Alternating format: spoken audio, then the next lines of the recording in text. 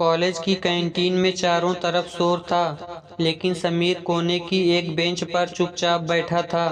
उसे अपनी नोटबुक से देखकर एक साधारण सा सवाल पूछना था, लेकिन समीर वह हिम्मत नहीं जुटा पा रहा था। समीर को बचपन से हकलाने की बीमारी थी। जब भी वह कोई शब्द बोलने की कोशिश करता, शब्द उसके गले में ही फंस जाते थे।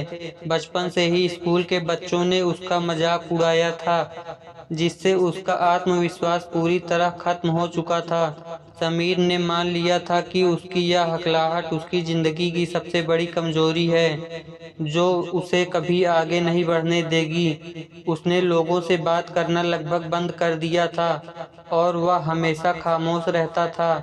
एक दिन बारिश से बचने के लिए समीर दौड़कर कॉलेज के ऑडिटोरियम में चला गया। वहां नाटक थिएटर की रिहर्सल चल रही थी। प्रोफेसर शास्त्री स्टेज पर खड़े होकर छात्रों को डायलॉग बोलना सिखा रहे थे। समीर एक कोने में बैठकर उन्हें बड़े ध्यान से देखने लगा। अचानक प्रोफेसर शास्त्री की नज़र समीर पर पड़ी। उन्होंने उसे पास बुलाया और कहा, बेटा, नाटक का एक छोटा सा किरदार खाली है, क्या तुम इस लाइन को पढ़कर सुनाओगे? समीर घबरा गया।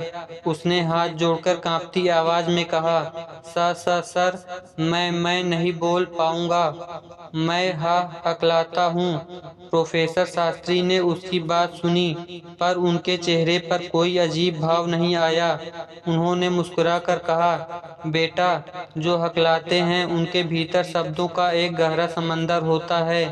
तुम अपनी इस कमी से भागो मत, इसे गले लगाओ। प्रोफेसर शास्त्री ने समीर को नाटक के मुख्य विलेन खलनायक का किरदार दे दिया। समीर हैरान था कि हकलाने वाले तरीके से बोलने की जरूरत नहीं है। जब तुम स्टेज पर जाओ तो अपने इस हकलाने के ठहराव को गुस्से और खौफ में बदल दो।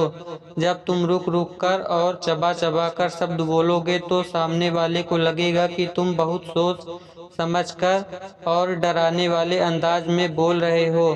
अपनी कमजोरी को छुपाओ मत, इसे अपना स्टाइल बनाओ। समीर ने अगले 2 महीने दिन रात रिहर्सल की। उसने शीशे के सामने खड़े होकर अपने हकलाने के तरीके को एक खौफनाक और दमदार आवाज में ढालना शुरू किया।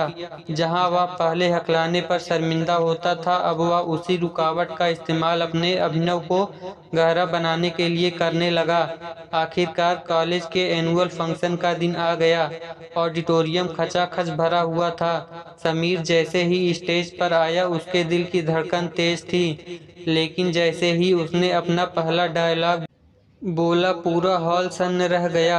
उसने अपनी हकलाहट को इस तरह इस्तेमाल किया कि हर शब्द के बीच का गैप नाटक के सस्पेंस और डर को बढ़ा रहा था। उसकी रुक रुक कर बोलने वाली आवाज इतनी दमदार लग रही थी कि दर्शकों के रोंगटे खड़े हो गए। किसी को भी यह महसूस नहीं हुआ कि यह उसकी बीमारी है। सबको लगा कि यह किसी महान एक्टर की अनोखी एक्टिंग स्टाइल है। नाटक खत्म होते ही पूरा ऑडिटोरियम तालियों की गड़गड़ाहट से गूंज उठा। समीर को बेस्ट एक्टर का अवार्ड मिला। जो बच्चे कल तक कैंटीन में उसका मजाक उड़ाते थे, आज वे उससे हाथ मिलाने के लिए लाइन में खड़े थे। स्टेज के पीछे समीर ने प्रोफेसर शास्त्री के पैर छुए। उसकी आंखों में आंसू थे। उसने कहा, सर, आज मुझे समझ आया कि मेरी कमजोरी असल में मेरी सबसे बड़ी ताकत थी। बस मुझे इसे देखने का नजरिया बदलना था।